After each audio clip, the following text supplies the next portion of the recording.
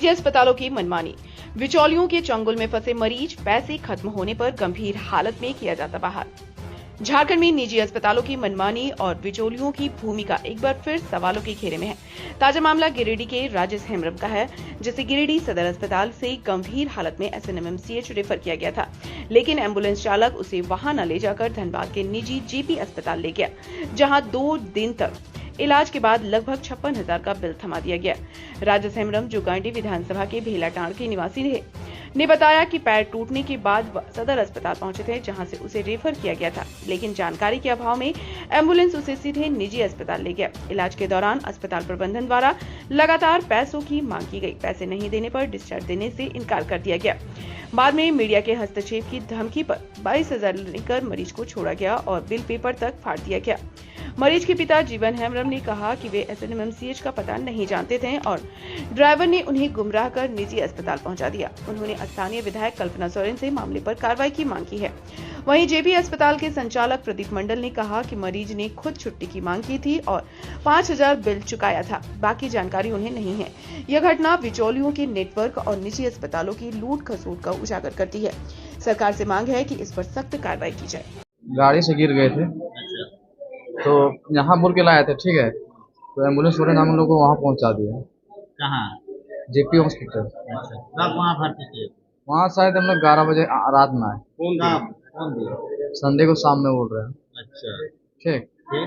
तो फिर हम लोग जब कल हुआ ना, तो पैसा हम लोग को 22,000 कुछ बन के हम लोग का हो गया था डील। हाँ, तो हम लोग को और ज्यादा पैसा मांग रहा था। बोले हम लोग के पास पैसा नहीं है, हम लोग गरीब आदमी है। हाँ, ठीक है, तो उसको बोले नहीं तो हम लोग अकेले छोड़ देने जा रहे हैं घर।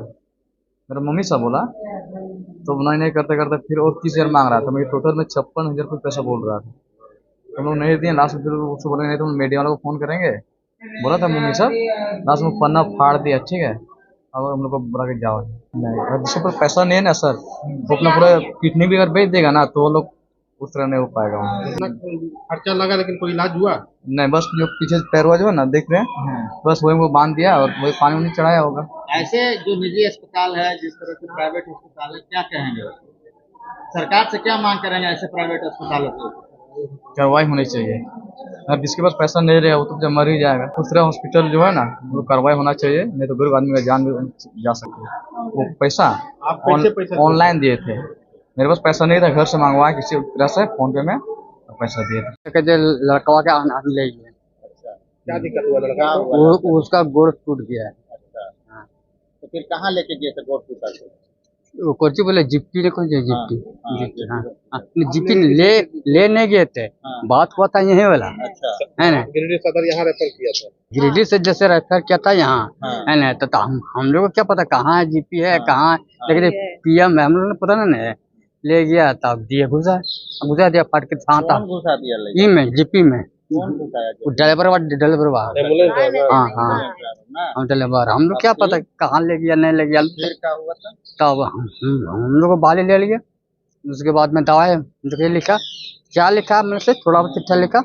उसके बाद में था वो हमको टोकरी में दे दिया, तो हम ले गए। क्या किया क्या नहीं किया थोड़ा सा दिया था, कोई खास दवाई नहीं दिया था, मगर उसके बाद में दे दिया। फिर सुबह में बोला फिर ले आओ, चिट्टा दे दिए, उसी को हम जाके दे दिए मतलब मेडिकल को।